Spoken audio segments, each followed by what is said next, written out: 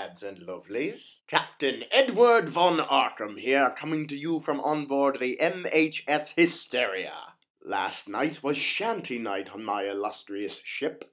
We do love our ether shanties on board. Every one of my crazed crew have a beautiful singing voice. We all joined in for a hearty rendition of Bully in the Alley, one of our favorites, although very dangerous to sing after beans. It was only after we had finished and everyone had gone to bed when I realized where we were. Flying west over Ellesmere Island in the Canadian Arctic archipelago, along a route through Canada that never existed, and a trail of shattered hopes and valiant efforts. As early as the 15th century, those who fare the seas have strived to break through the icy seas of the Canadian archipelago to the Pacific Ocean. Countless expeditions have sought to forge a northwest passage through Canada. None succeeded until the invention of the airship, but still no seafaring vessel has broken through to the Pacific. The futile journeys claimed the lives of many and most who dared to take it.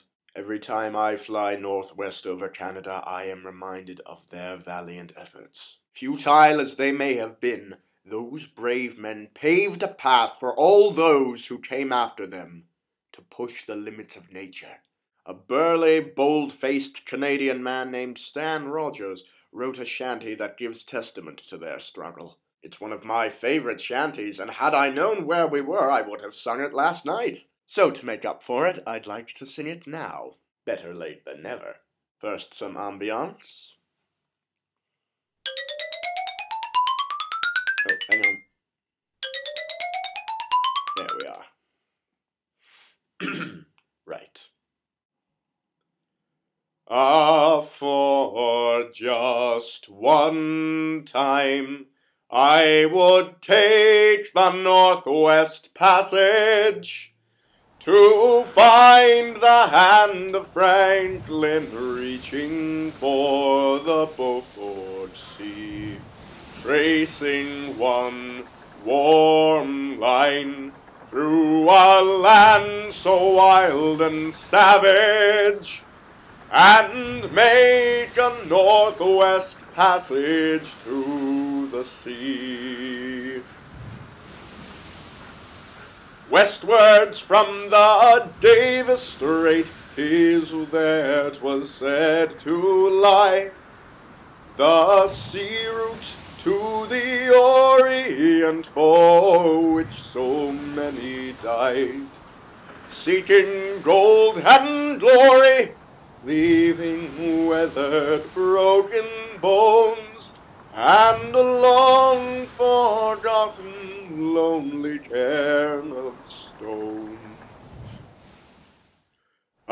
For just one time, I would take the Northwest Passage to find the hand of Franklin reaching for the Beaufort Sea, tracing one warm line through a land so wild and savage, and make a Northwest Passage to the sea.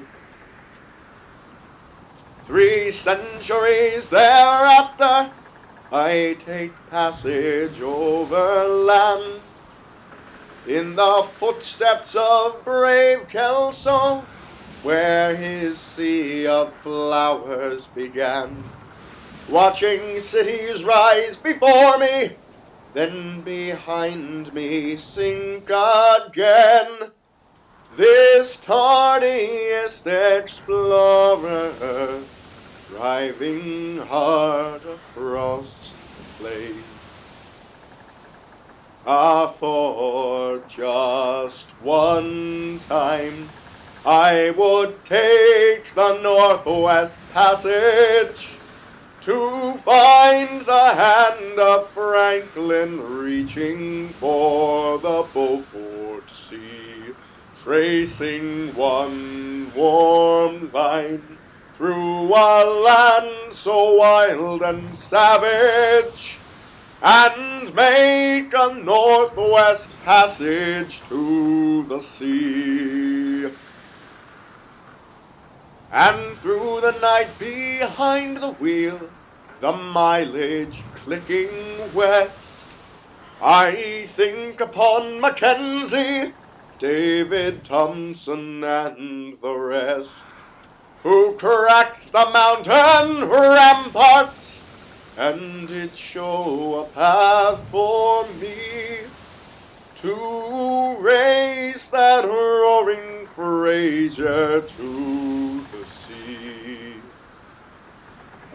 For just one time I would take the Northwest Passage to find the hand of Franklin reaching for the Beaufort Sea, tracing one warm line through a land so wild and savage, and make a Northwest Passage to the sea. How then am I so different from the first men through this way?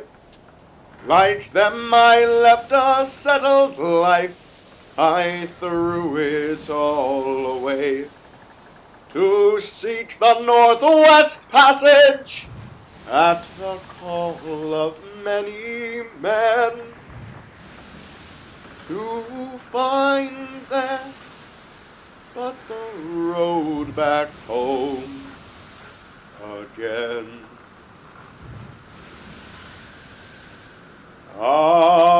For just one time I would take the Northwest Passage to find the hand of Franklin reaching for the Beaufort Sea, tracing one warm line through a land so wild and savage,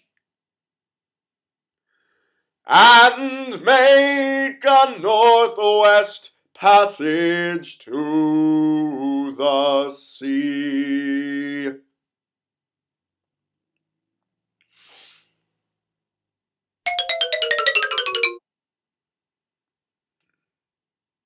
Ether travel has opened the world to endless boundaries, but who knows? Maybe there are still a few mountains left to climb. Well, that's our time. I hope you enjoyed my song. Until next time, stay mad, my duckies.